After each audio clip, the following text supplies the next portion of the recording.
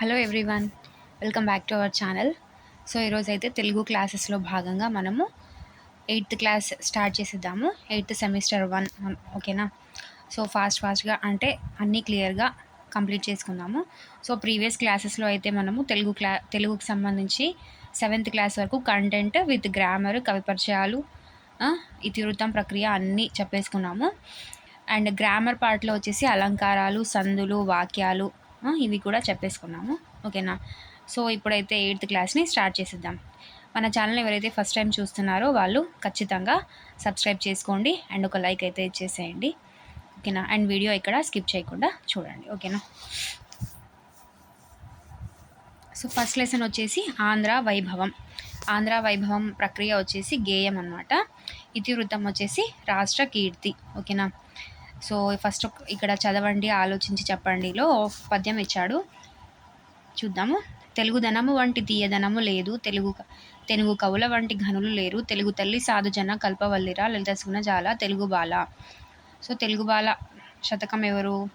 కరుణశ్రీ. ఓకేనా. కరుణశ్రీ అంటే జంధ్యాల పాపయ్య శాస్త్రి కదా. అది పై పద్యం దేని గురించి చెప్తుంది అంటే తెలుగుదనం గురించి చెప్తుంది. ఓకేనా. తెలుగుదనము, తెలుగు తల్లి, తెలుగు కవులు. ఓకేనా. సాధుజన కల్పవల్లి ఎవరు అంటే తెలుగు తల్లి. కవి తెలుగుదనాన్ని దేంతో పోల్చాడు అంటే తీయదనంతో పోల్చాడు కదా. ఎస్. సో ఈ పాఠం ఉద్దేశం ఏంటి? ఆంధ్ర వైభవం ఒక ఉద్దేశం ఏంటి అంటే ఆంధ్ర సంస్కృతిని, సంప్రదాయాలను, ఆంధ్ర ప్రాంతాన్ని ఏలిన పాలకుల కీర్తిని, ఆంధ్ర కవుల ఘనతను అర్థం చేసుకొని అభినందించేలా చేయడం ఈ పాఠం ఉద్దేశం అన్నమాట. ఓకేనా. సో అది మన ఆంధ్ర సంస్కృతిని తెలియజేయడానికి, సంప్రదాయాలని తెలియజేయడానికి, అండ్ ఈ ఆంధ్ర రాష్ట్రాన్ని ఏలిన నాయకులు, పాలకుల గురించి, వాళ్ళ కీర్తి గురించి, అండ్ ఈ ఆంధ్ర కవుల యొక్క ఘనత గురించి, సో ఇవన్నీ అభినందించడానికి ఈ పాఠం, అభినందించేలా చేయడమే ఈ పాఠం యొక్క ఉద్దేశం అన్నమాట. ఓకేనా.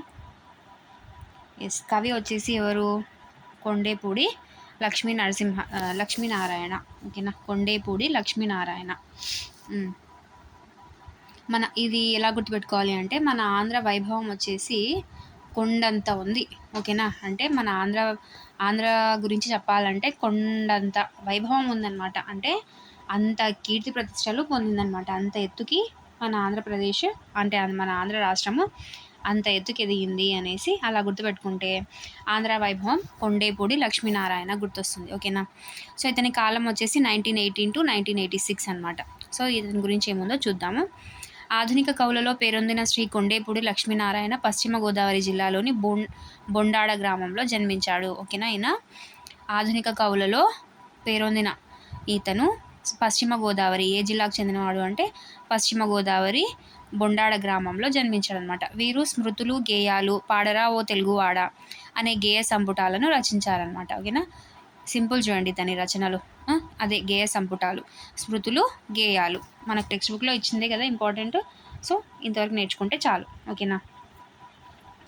ఎస్. ఇతని గేయ సంపుటాలు ఏంటి అంటే స్మృతులు, గేయాలు, పాడరా ఓ తెలుగువాడ. సో ప్రస్తుత పాఠ్యభాగమైన ఆంధ్ర వైభవము పాడరా ఓ తెలుగువాడ అనే గేయ సంపుటి నుండి స్వీకరించబడింది. ఓకేనా. అదనమాట. సో లెసన్ ఏముందో చూసిద్దాము. ఆంధ్ర వైభవము.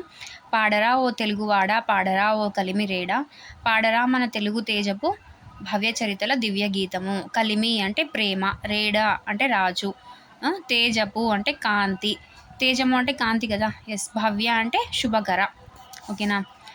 యుగ యుగమ్ముల నుండి బంగారు గంగనిచ్చడు గౌతమి నది, కోహినూరును కురుల సందున ముడిచి కులికిన కృష్ణవేణి, హొయలుగా రతనాల సీమన ఓలలాడిన తుంగభద్ర, సొగసు గూర్చిన తెలుగు తల్లికి సుఖము గూర్పును తెలుగువారికి. గౌతమి అంటే గోదావరి, హొయలుగా అంటే విలాసంగా ప్రవహించిన, ఓలలాడిన, సొగసు అందం. ఓకేనా.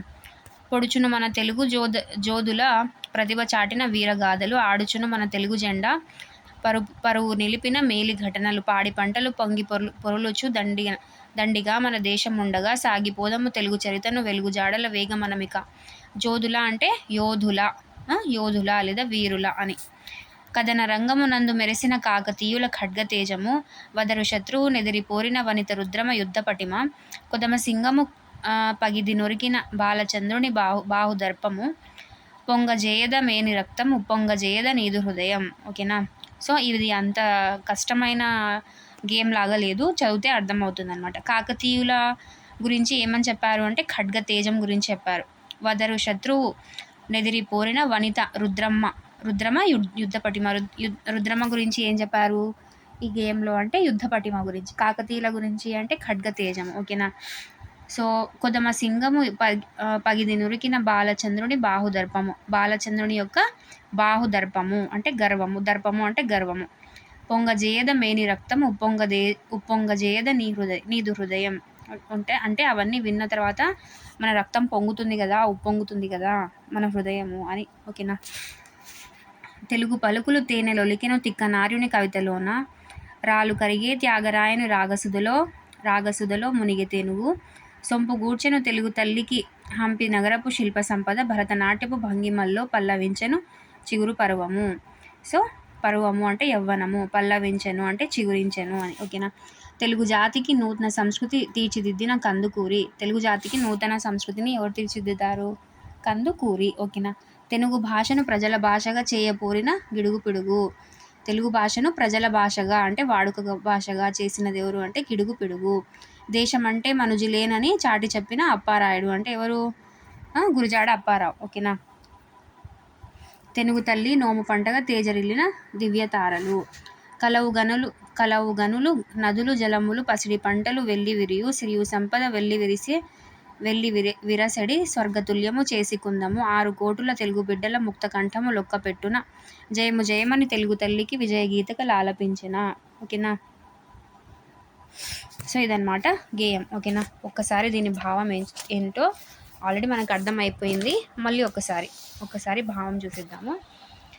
ప్రక్రియ గేయం అన్నాం కదా. గేయం అంటే ఏంటి అంటే గానం ప్రధానం కాబట్టి గేయానికి ఏ భాష సాహిత్యంలోనైనా గొప్ప స్థానం ఉంటుంది. సో దాన్ని గానంలాగా అంటే ఒక పాటలాగా గేయంలాగా చదవాలన్నమాట. సో అది ఏంటి? గానం ప్రధానం. ప్రక్రియ గేయంలో గానం అనేది ప్రధానం కాబట్టి గేయానికి ఏ భాషా సాహిత్యంలోనైనా గొప్ప స్థానం ఉంటుంది.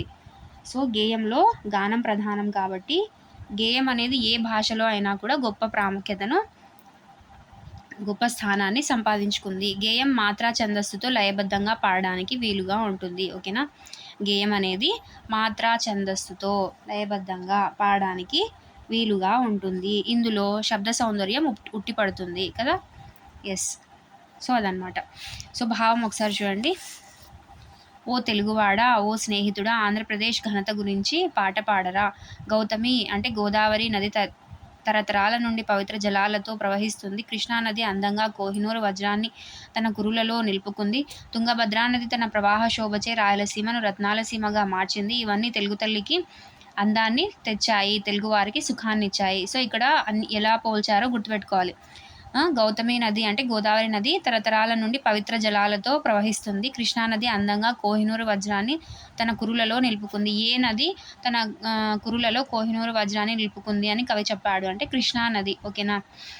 తుంగభద్రా నది తన ప్రవాహ శోభచే రాయలసీమ రత్నాలసీమగా మార్చింది. రాయలసీమను రత్నాలసీమగా మార్చిన శోభ కలిగినది ఏది? ఏ నది అంటే తుంగభద్రా నది. ఓకేనా. సో అదనమాట, అలా గుర్తుపెట్టుకోవాలి. తెలుగు యోధుల ప్రతిభను చెప్పే వీరగాథలను పాడుకుంటూ సాగిపోదాం. తెలుగు జెండా గౌరవం నిలిపిన గొప్ప సంఘటనలు ప్రదర్శించుకుంటూ కొనసాగుదాం. మన దేశం నిండా పాడి పంటలు పొంగి పొర్లుతూ ఉండగా తెలుగు చరిత్రను గానం చేస్తూ ముందుకు సాగిపోదాం. కాకతీయుల కత్తుల కాంతులు.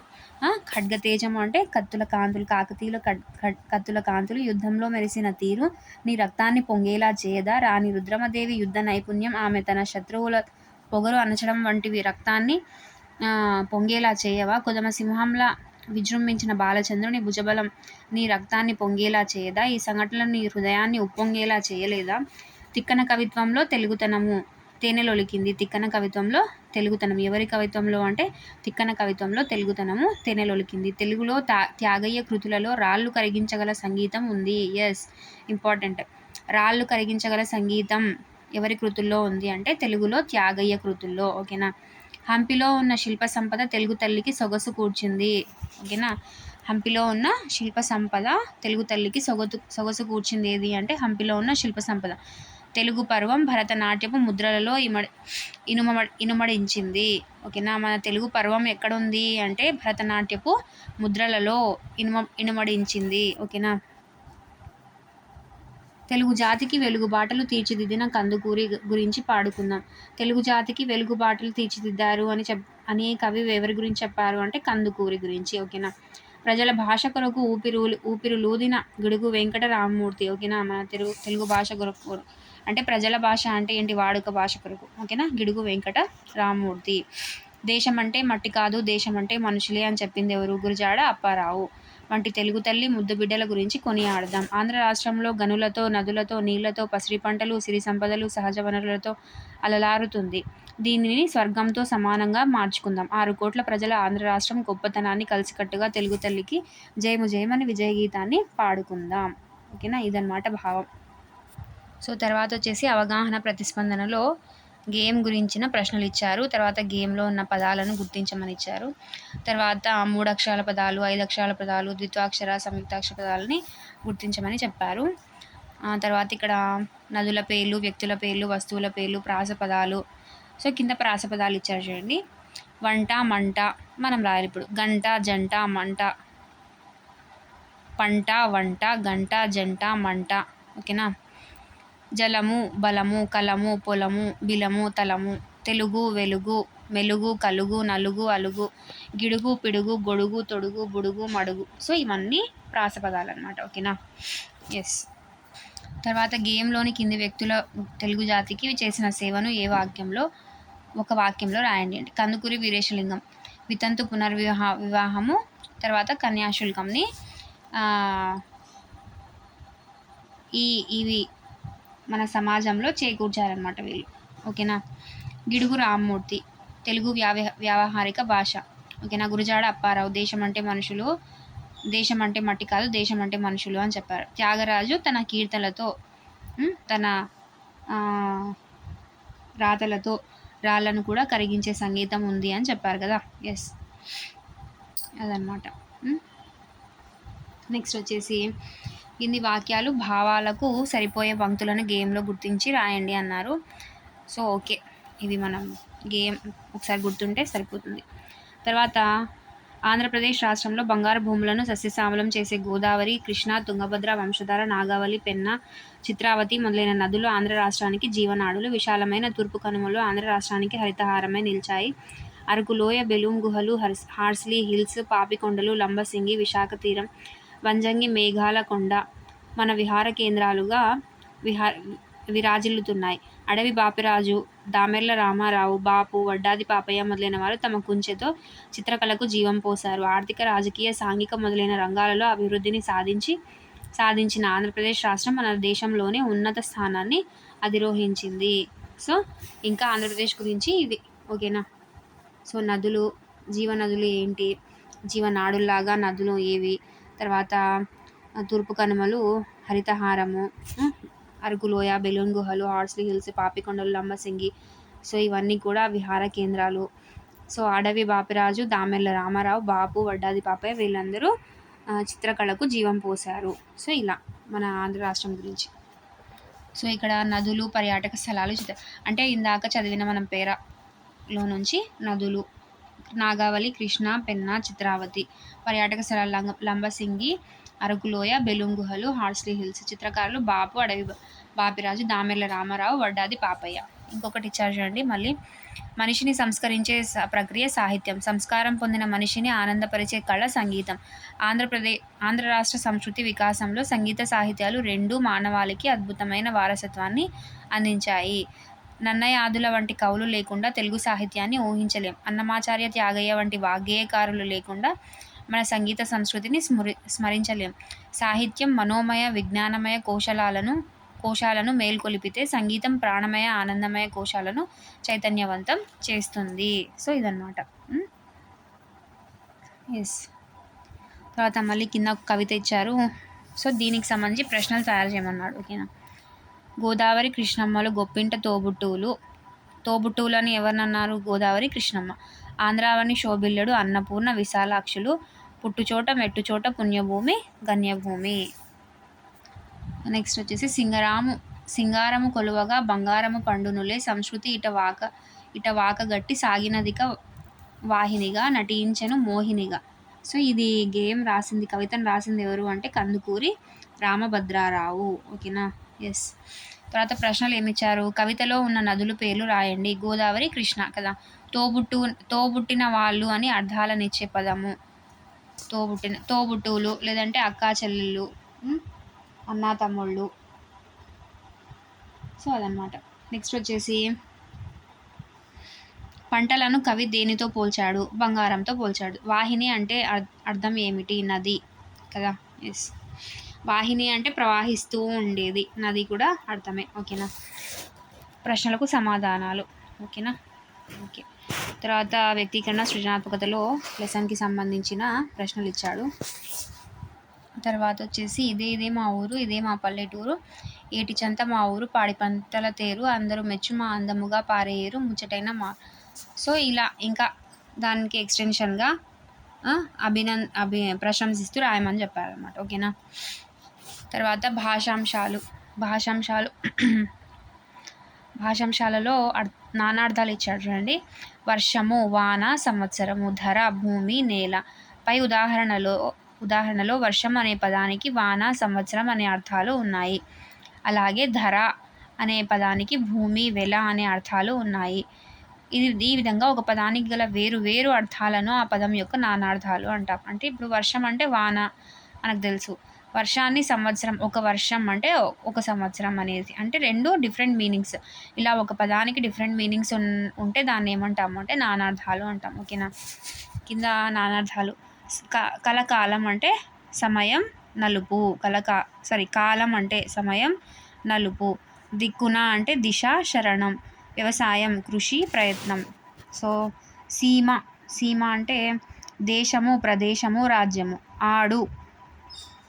ఆడుకి నానార్థాలు ఏంటి? నర్తించు, చలించు, ఆడవారు. పాడికి నానార్థాలు క్షీరం, ధర్మం, న్యాయం. జాడకి నానార్థాలు విధం, ఆచూకీ, దారి. ఓకేనా? సో ఇక్కడ పర్యాయ పదాలు ఇచ్చారు చూడండి. కథనము, యుద్ధము, పోరాటము. పై ఉదాహరణలు కథనము, యుద్ధము, పోరాటం అనే మూడు పదాల యొక్క అర్థం ఒక్కటే. సో ఈ విధంగా ఒక పదం యొక్క అర్థాన్ని, సమానమైన అర్థాన్ని ఇచ్చే పదాలన్నీ కూడా పర్యాయ పదాలే. మనకి ఇది ఆల్రెడీ తెలుసు కదా. ఎస్. తర్వాత వచ్చేసి పారాగ్రాఫ్ ఇచ్చారు కదా, పర్యాయ పదాలే ఇక్కడ కూడా. రైతు, హాలికుడు, కృషివలుడు. తర్వాత భూమి అంటే ధరణి, అవని. కరువు అంటే క్షామం, కొరత. మోదం అంటే వర్షం, జల్లు. ఇల్లు అంటే గృహం, నిలయం. ఓకేనా? ఎస్. తర్వాత సంతోషం, సంతసం. సో ఇవి ప్రకృతి వికృతులు అనమాట. వాటి గురించి ఎక్స్ప్లెనేషన్ ఇచ్చాడు. పై ఉదాహరణలో సంతోషం అన్న పదం తెలుగు ప్రత్యయం చేరి తెలుగులోకి వచ్చిన సంస్కృత పదం. సో తెలుగు ప్రత్యయం చేరి తెలుగులోకి వచ్చిన సంస్కృత పదం అన్నమాట సంతోషం. తెలుగు ప్రథమా విభక్తి ప్రత్యయము మూ చేరి ఉంది. సంతోషములో మూ ఉంది కదా. సో అది తెలుగు ప్రత్యయం కదా. ఎస్. ఇలా సంస్కృత ప్రాకృత భాషల నుండి తెలుగులోకి వచ్చిన సంస్కృత ప్రాకృత భాషా పదాలను ప్రకృతులు అంటాం. సో వీటినే తత్సమాలు అంటాం. ప్రకృతులకు మరో పేరేంటి? తత్సమాలు. ఓకేనా? సంతోషము అనే మాట తెలుగులో సంతసముగా మారింది. సంతసము. మూల పదంలోని అక్షరాలు తెలుగు భాషా స్వభావానికి అనుగుణంగా మారాయి. ఇటువంటి మార్పు పొందిన పదాలు వికృతులు అంటారు. ఓకేనా? వీటినే తద్భవాలు అని కూడా అంటారు. ఓకేనా? ప్రకృతులు తత్సమాలు, వికృతులు తద్భవాలు. ఓకేనా? గుర్తుపెట్టుకోవాలి. ఓకేనా? ఎస్. ఇక్కడ ప్రకృతి పదాలను రాయమని వికృతి పదాలు ఇచ్చారు. అచ్చెరువు అంటే ఆశ్చర్యం, పొంత అంటే ప్రాంతం, ఓగిరం ఆహారం. సో ఇక్కడ ప్రకృతి వికృతులు ఉన్నాయి చూడండి. బంగారం, భృంగారం. సింహం, సింగము. భాష, భాష. హృదయం, యద. కవిత, కయిత. పుస్తకం, పొత్తము. ఓకేనా? సో అదనమాట అత్వసంధి గురించి. ఓకేనా? తర్వాత ఇత్వసంధి వైకల్పికం అనమాట. ఏమంటివి, ఏమి ప్లస్ అంటివి. సో ఇక్కడ పూర్వస్వరం వచ్చేసి మీ, అమ్మ ప్లస్ ఈ. సో మీకు పూర్వస్వరం పరస్వరం అంటే తెలియని వాళ్ళు ఒకసారి చూడండి. సో ఇక్కడ వచ్చేసి దీన్ని పూర్వస్వరం అంటాం. అంటే ఫస్ట్ మనం విడదీసిన పదంలోని చివరి అక్షరం. పరస్వరం అంటే మొదటి అక్షరం అనమాట. సో అది పరస్వరం అంటే రెండవ పదంలోని మొదటి అక్షరం. సో మీ అంటే మ ప్లస్ ఈ ప్లస్ అమ్మ. ఓకేనా, అమ్మ ప్లస్ అమ్మ మమ్ అయింది. ఏమంటివి కదా. పై ఉదాహరణలో పూర్వపదం చివర ఎత్తు హ్రస్వ ఈకారం ఉండగా దానికి పరపదం మొదట ఆ అనే అచ్చుతో కలిసి సంధి జరిగింది. ఈ విధంగా ఏమి మొదలైన పదాల చివర హ్రస్వ ఇకారానికి ఏదైనా అచ్చుపరమైతే ఇత్వసంధి ఏర్పడుతుంది. ఓకేనా, ఉత్వసంధి అనమాట. ఉత్వసంధి నిత్యం. ఓలలాడిన, ఓలలు ప్లస్ ఆడిన, లు పరస్వరం లు కదా, ల్ ప్లస్ ఉ ప్లస్ ఆ, ల్ ప్లస్ ఆ అయింది. ఓకేనా, సో ఓలలాడిన. సో అదనమాట.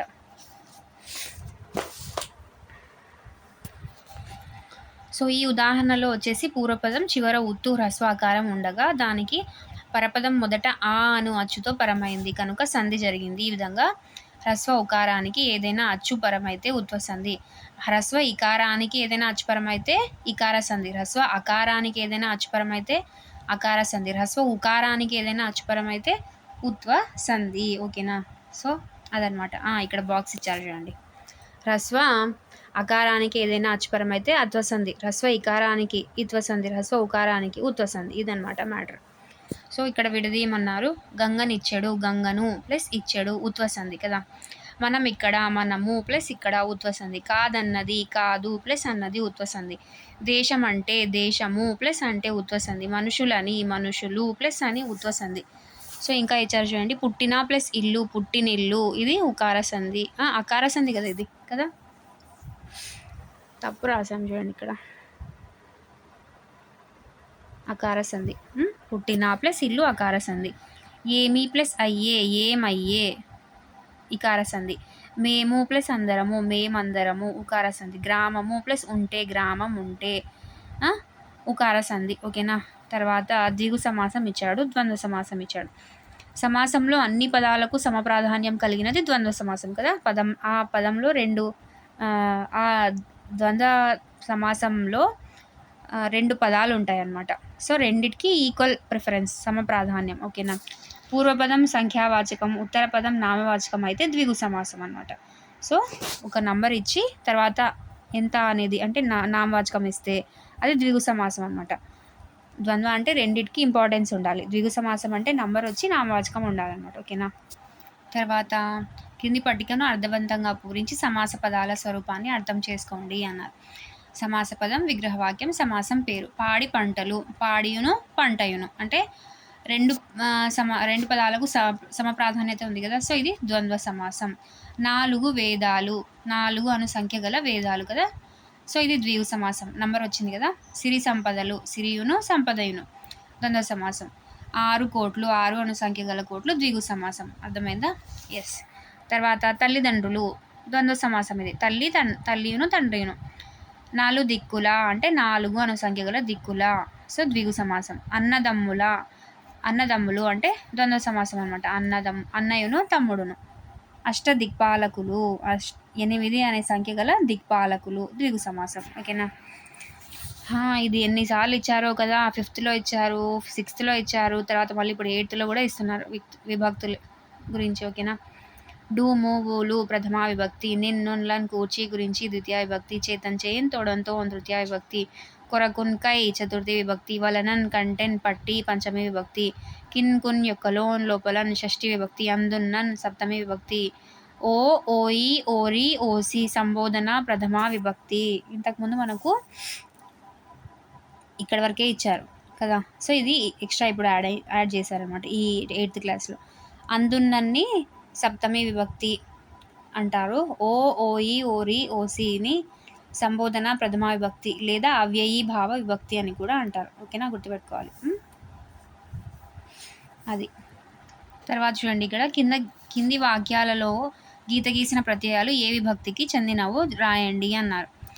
గురించి అన్నారు. మన సంస్కర్తల గురించి తెలుసుకోవాలి, ఇది ద్వితీయ విభక్తి. ఎందుకు?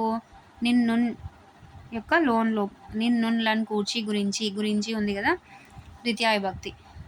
తర్వాత తెలుగు భాష గొప్పదనాన్ని, ఇది కూడా నీ ద్వితీయ విభక్తి. వరదలతో అంటే చేతన్ తోడంతో తృతీయ విభక్తి కదా. ధర్మం కొరకు, కొరకున్కై చతుర్థి. ఓయి, ఇంకా ఓయి, ఓరి, ఓసి ఏదన్నా కూడా సంబోధన ప్రథమ విభక్తి. ఓకేనా. తర్వాత ఇక్కడ పద్యం ఇచ్చారు చూడండి. సుధలంజల్లె దశల మధుర యాత్రలు చేసి దినదినాభివృద్ధి దీప్తి నిండి క్రొమ్మెరుంగు దాల్చి క్రొంగొత్త సొగసుల తలుకు జిమ్ము భాష తెలుగు భాష గురించి. తిరుమల శ్రీనివాసాచార్యులు. ఇక్కడ కొన్ని టెక్స్ట్ బుక్స్లో అంటే 2 సార్లు మారిందనమాట ఈ బుక్.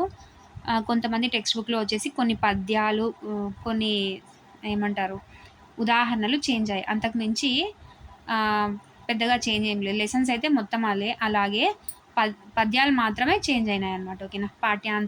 పాఠాంత పద్యము, తర్వాత ఉదాహరణలు కొన్ని. ఓకేనా. సో పారాగ్రాఫ్స్ అక్కడక్కడ మరీ అంతలా మారలేదు కానీ లెసన్లో ఎక్కడో ఒక చోట. ఓకేనా. లెసన్ బ్యాక్ సైడ్లో. ఓకేనా. పెద్ద చేంజెస్ ఏం లేవు.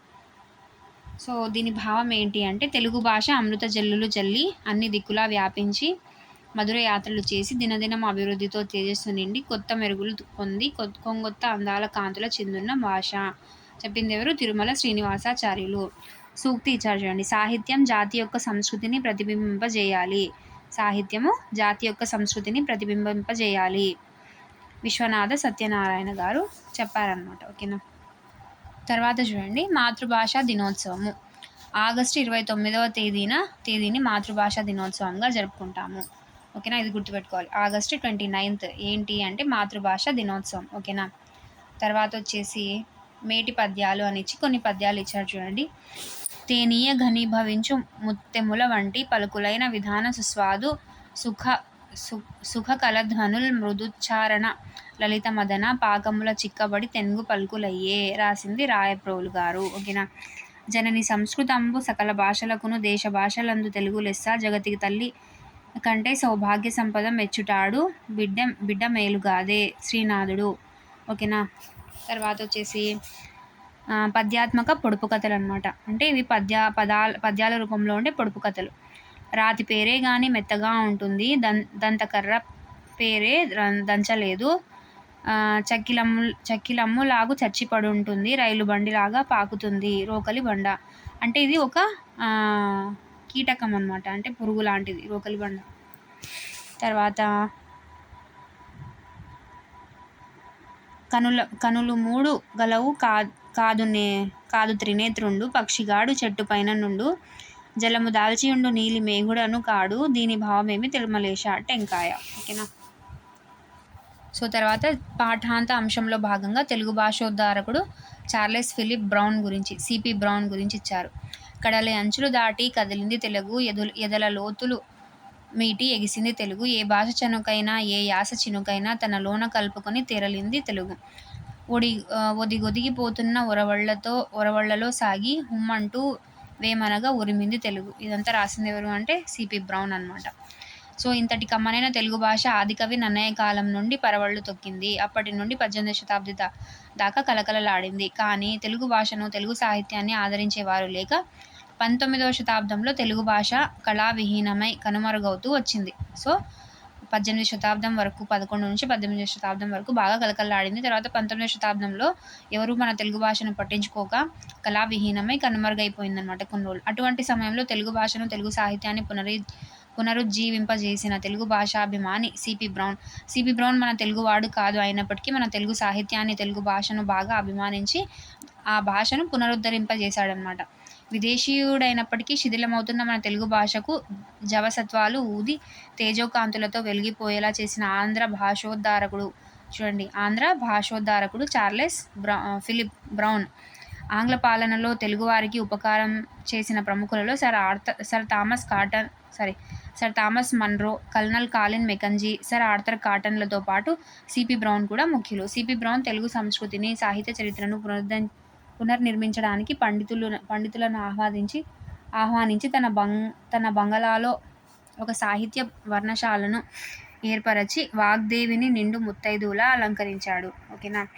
బ్రౌన్ ఉద్యోగరీత్యా తెలుగు నేర్చుకోవడం అవసరమై వెలగపూడి కోదండరామ పంతులు వద్ద తెలుగు నేర్చుకున్నారు. సో, సిపి బ్రౌన్‌కి తెలుగు నేర్పించిన గురువు ఎవరు అంటే వెలగపూడి కోదండరామ పంతులు. ఓకేనా.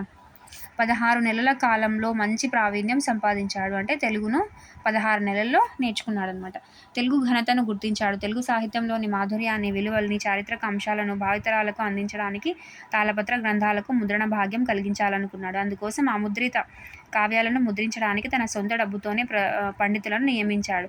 వారి చేత తాళపత్ర గ్రంథాలలో ఉన్న కావ్యాలను పరిశోధింపజేసి శుద్ధ ప్రతులను తయారు చేయించాడు. ఆయన చూపిన చొరవతోనే వేమన శతక పద్యాలు, వసుచరిత్ర, పల్నాటి వీరచరిత్ర, మనుచరిత్ర, కళాపూర్ణోదయం, కైఫియత్తులు, బైబిల్ కథలు మొదలైన గ్రంథాలు ఎన్నో ప్రచురితమైనాయి. సో, ఇతడు ఏం చేశాడంట, 16 నెలల్లో తెలుగు నేర్చుకున్నాడు. తెలుగు ఘనతను గుర్తించాడు.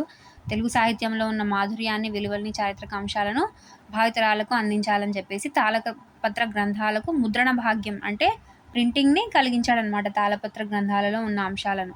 సో, ఇలా చేసిన తర్వాత అముద్రిత కావ్యాలను ముద్రించడానికి తన సొంత డబ్బుతోనే పండితులను నియమించాడు. సో, వారి చేత తాళపత్ర గ్రంథాలలో ఉన్న కావ్యాలను పరిశోధింపచేసి శుద్ధ ప్రతులను తయారు చేయించి తర్వాత ఆయన చూపిన చొరవతోనే ఈ వేమన శతక పద్యాలు, వసుచరిత్ర, పల్నాటి వీరచరిత్ర, మనుపు చరిత్ర, కళాపూర్ణోదయం, కైఫియత్తులు, బైబిల్ కథలు సో ఇవన్నీ కూడా ప్రచురితమైనాయి. సో, వేమన పద్యాలను ఆంగ్లంలోకి అనువదించాడు. ఆయన కృషితో ఈయన వేమన పద్యాలను ఇంగ్లీష్‌లో కూడా అనువదించాడనమాట. ఆయన కృషితో తెలుగు సాహిత్య శోభ ఖండాంతరాలకు వ్యాపించింది. తెలుగు నుంచి ఆంగ్లం, ఆంగ్లం నుంచి తెలుగు నిఘంటువులు, తెలుగు భాషకు ఆయన అందించిన వజ్రాయుధాలు. So, English to Telugu, Telugu to English dictionaries అనమాట. ఆ నిఘంటువులు తెలుగు భాష నేర్చుకోవడానికి, పదాల అర్థాలు తెలుసుకోవడానికి నేటికి ప్రామాణికమై వెలుగొందుతున్నాయి. తెలుగు ప్రజల భాష నుండి వచ్చే చాటువులు, సామెతలు, కథలు, వ్యాకరణ గ్రంథాలను సేకరించి వాటిని క్రమ పద్ధతిలో రాయించి ప్రజలకు అందుబాటులోకి తెచ్చాడు. సామాన్యులు సైతం తెలుగు భాషను అవలీలగా నేర్చుకోవడానికి వీలుగా జ్ఞానదీపమై నిలిచాడు. తన జీవితాన్నంతా తెలుగు భాషాభివృద్ధికి, తెలుగు సాహిత్యాన్ని గ్రంథస్థం చేయడానికి ఆయన చేసిన కృషి తెలుగు భాష, తెలుగు జాతి ఉన్నంత వరకు చిరస్మరణీయంగా ఉంటుంది. ఆయన మధుర స్మృతులు తెలుగువారి గుండెల్లో చెరగని ముద్రను వేస్తూనే ఉంటాయి. దేశ భాషలందు తెలుగు లెస్స. ఓకేనా. సో, ఈ విధంగా సిపి బ్రౌన్ గారు మన తెలుగు భాషోద్ధకారుడు లేదా ఆంధ్ర భాషోద్ధకారుడు అని పేరు పొంది తెలుగుకు చేయాల్సిందంతా చేసేసి ఇంగ్లీష్‌లోకి అనువదించేసి సో, ఇదంతా చేశారనమాట. ఓకేనా. తెలుగు సాహిత్యాన్ని పునర్నిర్మించాడనమాట. సో, ఇదండి ఫస్ట్ లెసన్‌కి సంబంధించిన సంపూర్ణమైన సమాచారం. ఓకేనా. ఖచ్చితంగా మీకు ఈ వీడియో యూస్‌ఫుల్ అయిందని అనుకుంటున్నాను. ఓకేనా. ఎందుకంటే లైన్ టు లైన్ చదివి తర్వాత దాని అర్థం చెప్పి భాషాంశాలు, వ్యాకరణాంశాలు సో, ఇవన్నీ ఈజీగానే మీకు రివిజన్‌లో యూజ్ అయింది అనుకుంటున్నాను. సో, ఇంకా మన ఛానల్‌ని సబ్స్క్రైబ్ చేసుకోని వాళ్ళు ఖచ్చితంగా సబ్స్క్రైబ్ చేసుకోండి. నెక్స్ట్ సెకండ్ లెసన్‌ని చెప్పుకుందాం నెక్స్ట్ వీడియోలో. ఓకేనా. ఖచ్చితంగా సబ్స్క్రైబ్ చేసుకోండి అండ్ ఒక చిన్న లైక్ అయితే ఇచ్చేసేయండి. ఈ వీడియో యూస్‌ఫుల్ అనిపిస్తే మీ ఫ్రెండ్స్‌కి షేర్ చేసేయండి అండ్ ఖచ్చితంగా కామెంట్ రూపంలో మీ ఫీడ్‌బ్యాక్‌ని తెలియజేయండి. ఓకేనా. Thank you for watching.